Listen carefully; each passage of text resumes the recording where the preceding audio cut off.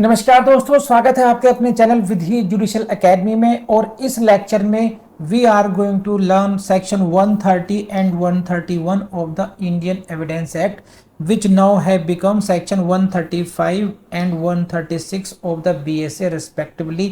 There is no change at all.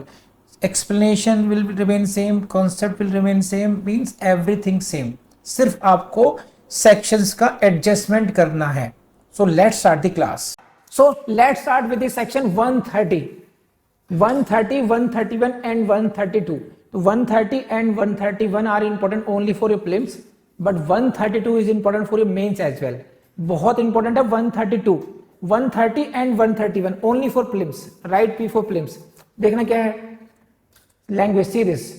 No witness who is not a party to a suit. Which witness? No witness who is not a party to the suit. It means what? He is an ordinary witness. He is not a party to the suit. This section is dealing with a person who is simply a witness. He has no other role. He is ordinary a witness. No witness who is not a party to a suit shall be compelled. This witness shall not be compelled. Okay, to produce. इन चीजों को produce करने के लिए उसको compel नहीं किया जा सकता। It means what? These are privileged documents. जो अब आएंगे 1, 2, 3 वो आपको आइडेंटिफाई करना है। Who has this privilege? The witness has the privilege. कैसा witness? Who is not the party to the suit. आपको ऐसे याद रखना पड़ेगा, अदरवाइज एग्जाम में आप भूल जाएंगे। This is the witness who is not a party to a suit. And according to section 130, he shall not be compelled to produce what? See this side. These are three things. इसमें आएंगे. His title deeds to any property. Language में देखिए क्या? The title deeds to any property. This is first category. He shall not be compelled to produce his title deeds to any property. Second, any document by virtue which he holds a property as pledge or mortgage. This is second, please don't talk. Second and third category, any document the production of which might tend to criminate him. ऐसे documents जिसके production से उस पर ही कोई ना कोई criminal prosecution हो सकता है उस पर। तो these are the 3 different documents. ये आप ये स्लाइड में देख लीजिए और इनको आप घोट लीजिए कि कौन से डॉक्यूमेंट्स हैं जिनके लिए कंपेल नहीं किया जाए किसी विटनेस को, because he is simply witness. Number first, his title deeds to any property. Second, any document by virtue which he holds a property as pledgee और mortgagee. And third, any document the production of which might tend to criminate him.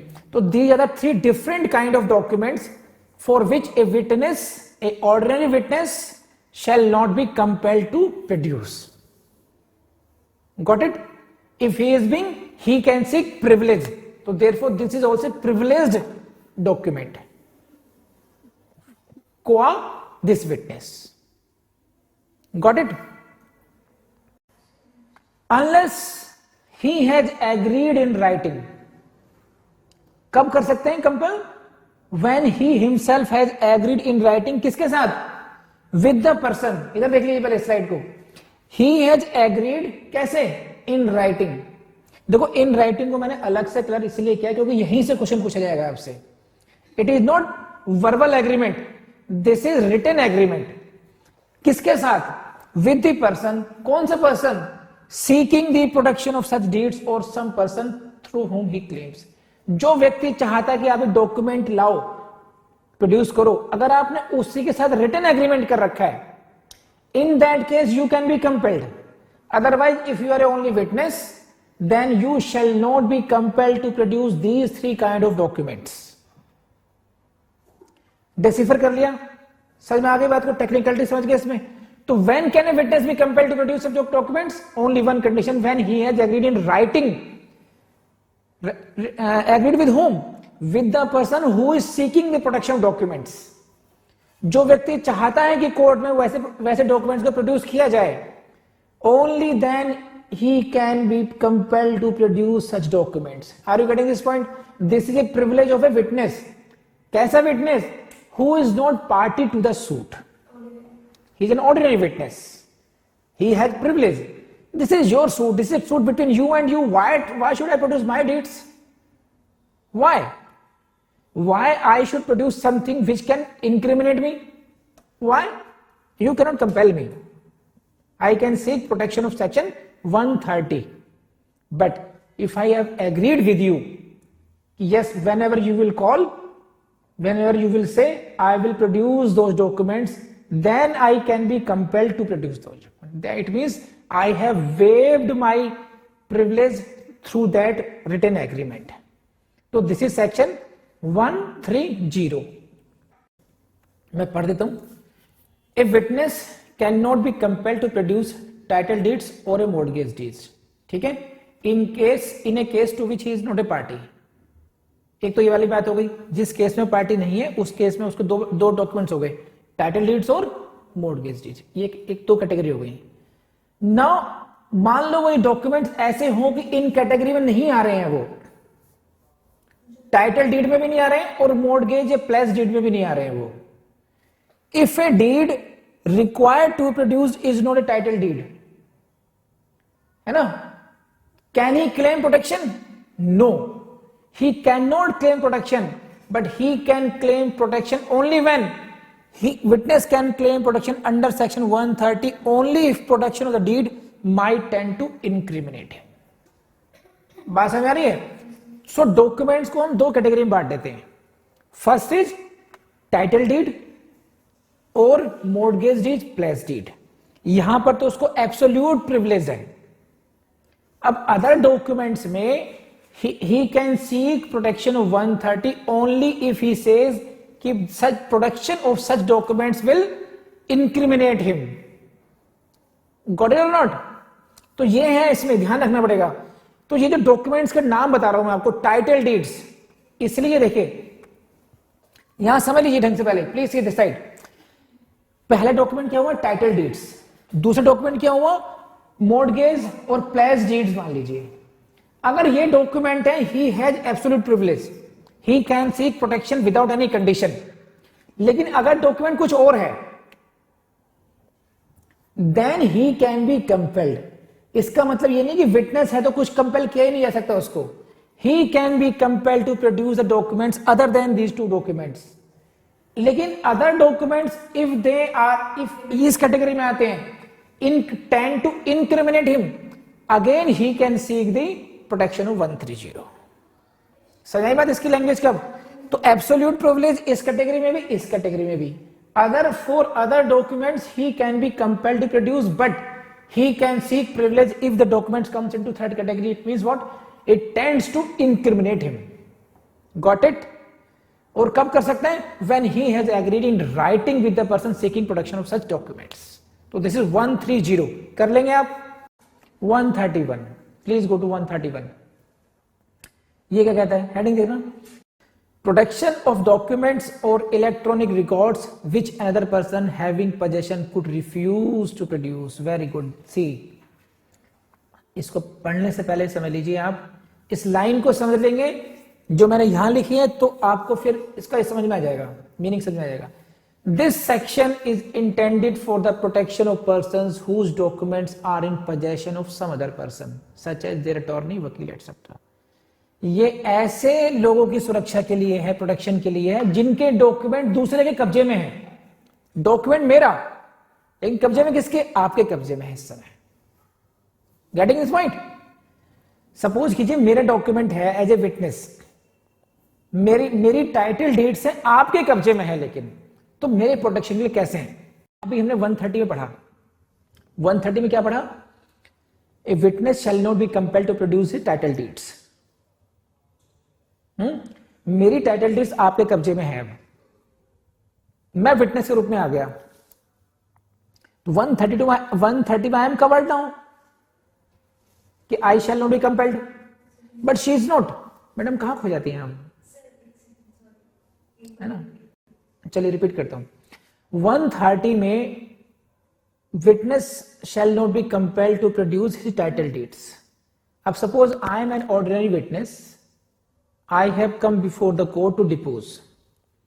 Now the other party says, please produce your title deeds. So I can seek the protection of section 130. There is no compulsion in this, no problem in this. Understood? Now situation is this, she is being called as a witness. She is a witness now again, ordinary witness. And she is in possession of my title deeds. She is in possession of not her title deeds, my title deeds. Now party says she can be compelled. She is in possession of documents and these deeds are not her deeds. तो question ये है कि फिर कैसे बचेंगे मेरे title dates आने से, है ना? तो ये 131 ऐसे प्रोटेक्शन की बात करता है कि अगर डॉक्यूमेंट्स मेरे हैं और वो किसी और के कब्जे में हैं, तो अगर मेरे पास कोई प्रिविलेज है, अगर मैं राइटफुली इसको मना कर सकता था, तो वो व्यक्ति जिसके कब्जे में डॉक्यूमेंट है वो उसको भी कंपेल नहीं कर सकते आप, वो भी मना कर सकता है. तो ये भी कह सकते हैं कि नहीं, if you can not compel him, you can not compel me as well. The effect of the provision is that if any person is entitled to refuse the protection of a document, the privilege or protection of the document should not suffer because it is in the possession of another. समझे बात? अब language देख लेते हैं. No one shall be compelled to produce documents in his possession or electronic records under his control. सही है? यहां तक तो कुछ समझाने वाली बात नहीं है. किसी को भी डॉक्यूमेंट्स या इलेक्ट्रॉनिक रिकॉर्ड जो उसके कब्जे में है या कंट्रोल में है, उनको प्रोड्यूस करने के लिए बाधित नहीं किया जाएगा. बात समझ में आ गई यहां तक? कौन से डॉक्यूमेंट? विच, जिनको any other person would be entitled to refuse to produce. जिन डॉक्यूमेंट को अन्य कोई व्यक्ति रिफ्यूज करने के लिए, प्रोडक्शन को रिफ्यूज करने के लिए एंटाइटल्ड होता, जिसका एग्जाम्पल हमने 130 में देखा. A witness is entitled to refuse to produce his title deeds, to produce his mortgage deeds, to place deeds और any document which incriminate him. He is entitled. But if such documents are in your possession, तो you are equally entitled to refuse because of 131. ठीक है? है ना?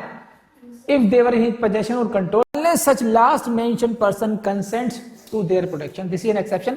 If I give consent, then you can produce it. एक बात समझ लीजिए, इनके क्वेश्चन से बात सामने आई है कि 130 का मैंने केवल आपको एग्जाम्पल दिया है समझने के लिए. 131 इज ए जनरल सेक्शन. यहां पे समझिए, which any other person would be entitled to refuse to produce. अब ये एंटाइटल्ड टू रिफ्यूज 130 में हो सकता है, 124 में हो सकता है, 125 में हो सकता है, 123 में हो सकता है. किसी भी डॉक्यूमेंट के लिए प्रोड्यूस करने के लिए if is entitled to reproduce. It is not as if कि कोई एक सेक्शन में एंटाइटल्ड है. आप समझ रहे बात को? सिर्फ इतनी सी बात है, दो व्यक्ति हैं, मैं हूं और I am entitled to refuse for the production of any document in court, whether under section 130 if I am witness, या वो प्रिविलेज्ड कम्युनिकेशन है कोई, है ना? प्रिविलेज्ड कम्युनिकेशन है between me and my wife, I am not, I can refuse, है कि नहीं है? Secondly, if it is and relating to unpublished official record relating to affairs of the state, it may be anything, any person would be entitled to refuse to produce, but this document anyhow is in your possession. Okay, now the court is according to 131, even you cannot be compelled to produce such document without my consent. If I give you consent, you can produce it now.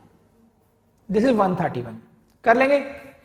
तो these are the sections relating to privileges. 130 में there was a privilege of witness. 131 में this is privilege of person having possession of documents, but documents of others. So कर लिया video, पढ़ लिया अच्छे तरीके से. उनको आप ये सोच के मत छोड़ दीजिएगा कि भाई हमने समझ लिया है, अब हम एग्जाम में ही रिवीजन करेंगे उसका. नहीं, उनका रिवीजन आपने डेली करना है उनका रिवीजन डेली करना है, वाइल ट्रैवलिंग करना है, वाइल वॉशरूम करना है, जाते हुए करना है, मतलब दिमाग में हर समय वो घुमा के रखना है। अगर आप एडवोकेट हैं तो जो वेटिंग टाइम होता है अपने टर्न का, आप वहाँ पर भी उस टाइम को यूज़ कर सकते हैं। बहुत कम टाइम लगता है एक सेक्शन को रिवीजन करने में। आप ये मत सोचिए हम आधा घंटा लगातार पढ़ेंगे। मैं आपसे कहता हूँ आप 1 मिनट के लिए पढ़िए, जहाँ पर आपको 5 मिनट मिल रहे हैं ना, आप केवल 5 मिनट के लिए पढ़ाई कीजिए, बस रिवीजन कर डालिए उसमें। तो उससे क्या होगा कि आप जो आगे आगे बढ़ रहे हैं कोर्स में, तो उसी के साथ होता क्या है कि पिछला कोर्स भूल जाते हैं। तो आपने वो काम, भूलने वाला काम नहीं करना है आपने, ठीक है। तो उसके साथ हम लोग इस लेक्चर को एंड करते हैं। मैं आपको यही सजेस्ट करूँगा, डिस्क्रिप्शन बॉक्स में चले जाइएगा, वेबसाइट को जरूर एक्सप्लोर कीजिएगा, इस चैनल की सभी प्लेलिस्ट को जरूर एक्सप्लोर कीजिएगा, हमारा जो ऐप है उसको डाउनलोड कीजिए। वहाँ पर हमने आपके लिए बहुत छोटे छोटे कोर्सेज आपके लिए डिफरेंट उसके बनाए हैं, टेस्ट सीरीज़ बनाई है वहाँ पर, और उसी में आपको 1 लाइनर नोट्स, और हम कोशिश करेंगे क्वेश्चन आंसर की फॉर्मेट में भी आपको नोट्स वहाँ से मिल जाएं। तो उसका फ़ायदा ज़रूर उठाइएगा आप। Thank you very much.